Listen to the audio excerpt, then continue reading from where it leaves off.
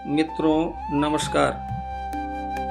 माँ शीतला आध्यात्मिक ज्ञान चैनल में आप सभी का स्वागत है।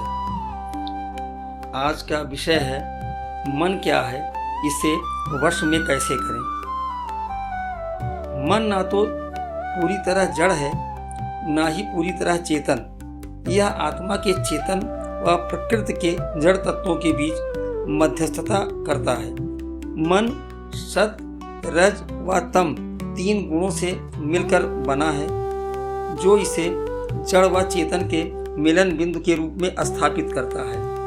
यह मन विचारों की गठरी है, क्योंकि यह क्षण प्रतिक्षण नए नए विचारों को उत्पन्न करता है और उन विचारों के प्रवाह से भरा होता है जैसे समुद्र की लहरें। यह विचारों का एक भंडार है, जिसमें अच्छे और बुरे दोनों प्रकार के विचार शामिल होते हैं और इन विचारों के कारण ही हमारे विचार और कार्य आकार लेते हैं। मन को विचारों का एक अनवरत प्रवाह माना जाता है, जैसे समुद्र में उठती हुई लहरें, और इस प्रवाह को नियंत्रित करना आसान नहीं है। यह नित्य नए नए संकल्प विकल्प उत्पन्न करता है।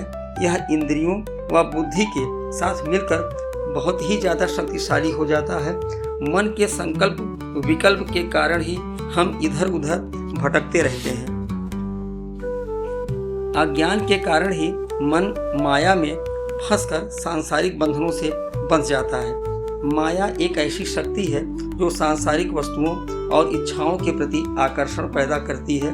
माया बाहरी दुनिया की उन चीज़ों का आकर्षण है जो मन को लुभाती है, जैसे धन, परिवार और भौतिक सुख। मन इन्हीं इच्छाओं और आकर्षणों से प्रभावित होकर उन्हें अपना मान लेता है और इसी को कहते हैं माया के जाल में फंसना। असल में माया ने हमें फंसाया, यह सोचना गलत है, बल्कि सही बात यह है कि हम आसक्तिवश माया को छोड़ना ही नहीं चाहते। मन से ही सारे पाप और पुण्य होते हैं। यही मन जब रसेंद्रिय यानी जिह्वा के साथ जुड़ जाता है तो इसे अच्छा भोजन चाहिए। यही जब घृणेंद्रिय से जुड़ता है तो अच्छी महक यानी खुशबू चाहिए। यही मन आँखों के माध्यम से अच्छा दृश्य देखना चाहता है। यह संसार स्वप्नवत है, लेकिन मन और माया के कारण यह सत्य भासित होता है।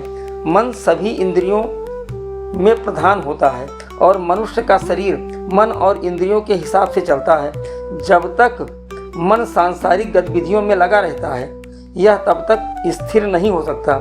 यह क्षण प्रतिक्षण नए नए विचार उत्पन्न करता है। आप एक कार्य पूर्ण करते हैं तो दूसरा, और दूसरा पूर्ण करते हैं तो तीसरा। इसकी यही एक फितरत है। जब तक शरीर विश्राम यानी सुषुप्ता अवस्था में होता है, यह तब भी शांत नहीं होता है। यह स्वप्न में भी हमें सुखी या दुखी करता रहता है, और यही मुख्य कारण है कि मनुष्य के पास सब कुछ होते हुए भी संतुष्ट नहीं हो पाता है। अभी अभी और के चक्कर में पूरी जिंदगी कट जाती है। मन हमेशा सांसारिक बंधनों में फंसे होने की वजह से भय, सुख, दुख में फंसाए रखता है और सदैव चिंताग्रस्त बनाए रखता है। आपके पास चाहे जितना सुख वैभव हो, यह आपको कभी भी चैन से बैठने नहीं देता। कबीर दास जी ने मन को विषैली बेल कहा है। मन वह पंछी है जो कभी इस डाल पर तो कभी उस डाल पर या कभी आकाश में विचरण करता है, फिर वापस नीचे आकर माया के पास गिर जाता है। मन बड़ी कुत्ती चीज़ है। जिसका मन विकारग्रस्त होता है, उसकी बुद्धि भी विकार से भरी होती है। यदि मन में नकारात्मक विचार या भावनाएं उत्पन्न होती हैं तो यह बुद्धि के सही काम में भी बाधा डाल सकता है।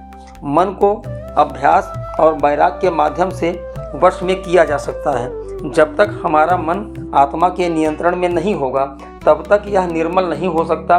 मन को नियंत्रण में लाने के लिए बुद्धि और आध्यात्मिक शक्ति का उपयोग करना चाहिए।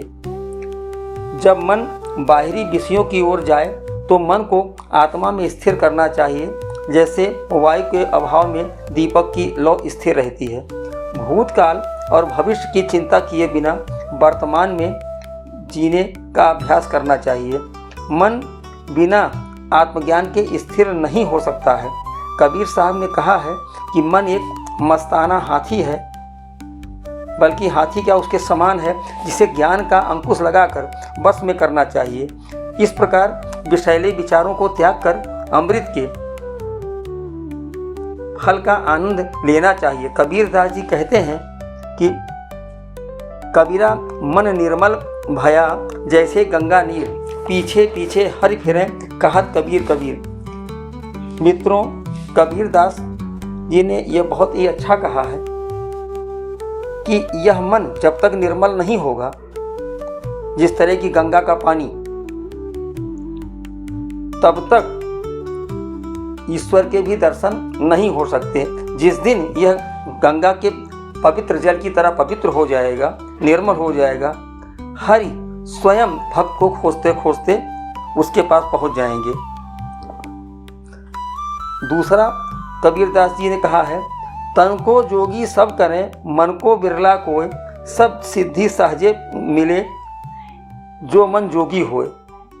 कबीरदास जी कहते हैं कि शरीर को सजाना, भगवा धारण करना, चंदन लगाना, ये सब तो सभी करते हैं, लेकिन अपने मन को वश में बिरला लोग कर पाते हैं। बिरला का मतलब होता है कि बहुत कम लोग, कहीं 1000 में 1। और जिसने मन को बस में कर लिया, उसे सहज सिद्धि मिल जाएगी और वही असली योगी है।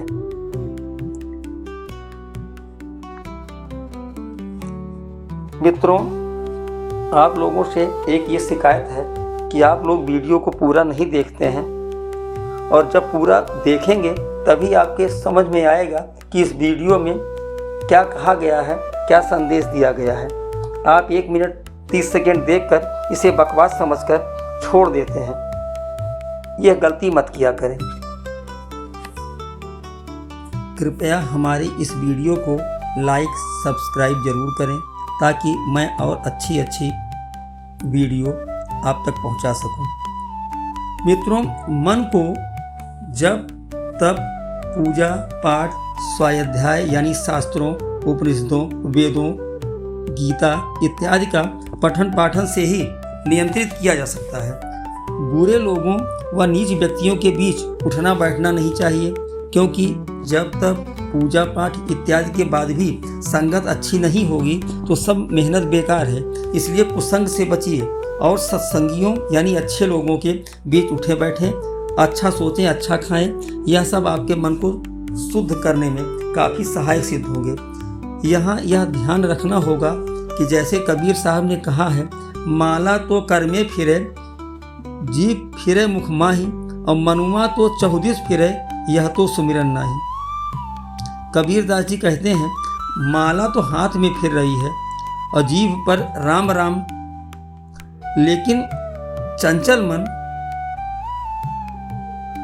हमेशा इधर उधर भागता रहता है, यानी मन भटकता रहता है, एकाग्र नहीं हो पा रहा है। तो ऐसा सुमिरन व्यर्थ है। मन को स्थिर करने के लिए नाम सुमिरन एक बहुत ही अच्छा साधन है।